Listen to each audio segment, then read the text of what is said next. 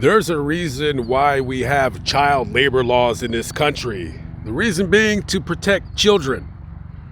You know, back in the olden days, the early 1900s, late 1800s, no child labor laws. You had kids working in coal mines, developing what they call coal miner's lung, and dying at a very, very early age. We're going to fast forward to 1982. During that time, a movie is being filmed based off the television show called The Twilight Zone. And in this movie, it's supposed to be a few different segments of different stories. And they're going to have different directors. Steven Spielberg was going to direct his own segment, and a movie director by the name of John Landis was going to do his own. Now, in his segment, it was about a man who time travels back to the Vietnam War. And that character was played by Hollywood actor Vic Morrow, who some of you might know him from the television show Combat. So there was a scene that was shot on July 23rd, 1982, where Vic Morrow is suddenly transported back in time to Vietnam, and he's stuck in between the war with the Americans and the Viet Cong. Now, in this segment, he's rescuing two children who are actors who are playing Vietnamese refugees, if you will. Those children's names were Renee Chen and Micah Lee. Now, at the time of the filming, it was about 2:30 a.m. on that day, July 23rd, 1982. And in the scene, Vic Morrow is being chased by a pilot, an American pilot, and he's trudging through the water with these two kids. And in that segment, which is being filmed up close to Magic Mountain, the pilot of that helicopter is Dorsey Wingo, who's actually a pilot that served in Vietnam as a helicopter pilot. So he has, you would think, a lot of experience piloting helicopters. So in the scene, you got a lot of pyrotechnics, things exploding, this, that, and the third. Now in the scene when Vic and the two children are trudging along, something goes wrong. It's not 100% clear to me anyways what the cause of the accident was.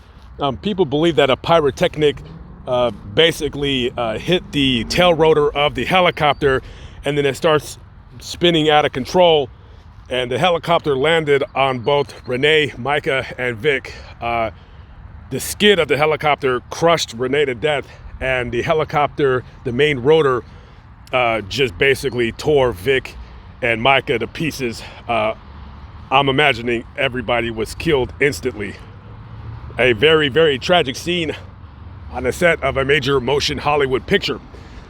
Now, later on, after John Landis and a couple of the people that were working on the set, including Dorsey Wingo and a production manager, they were all tried for involuntary manslaughter.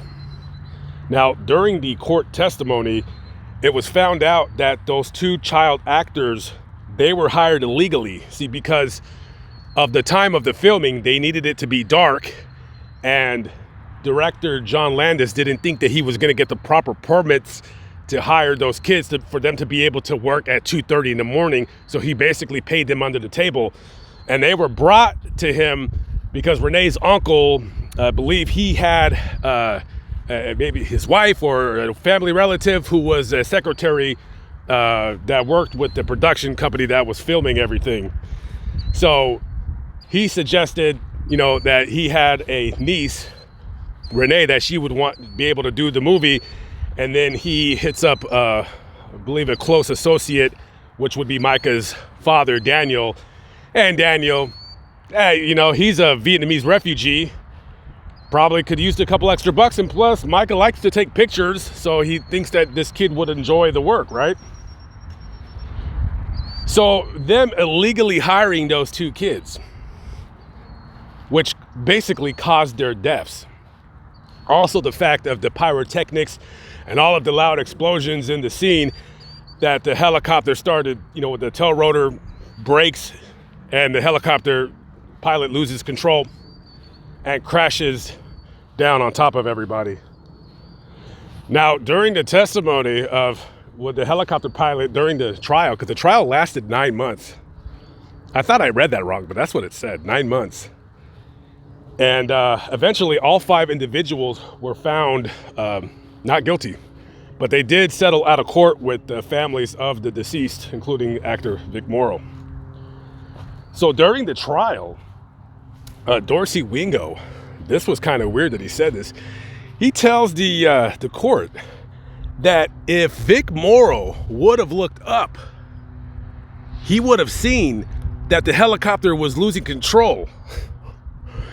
So the prosecution, they're saying to him, well, so you're blaming Vic Morrow for not paying attention to a helicopter losing control?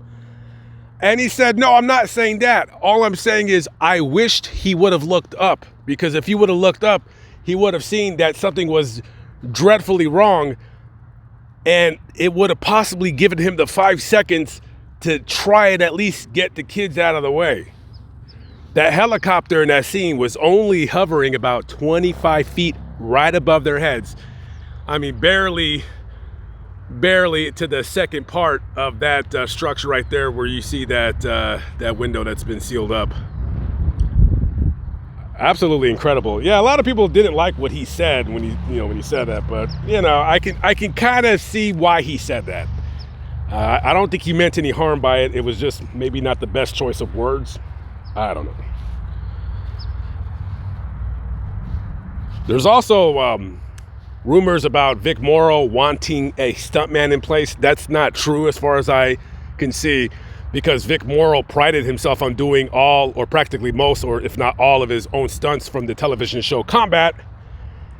So he wanted to do his own stunts in the movie. But the other people say that he was saying that he doesn't know why he's doing this to himself. Maybe he said it to somebody else in passing. This is Micah Lee right here, January 7th, 1975 to July 23rd, 1982. Thank God for showing us the greatest is love.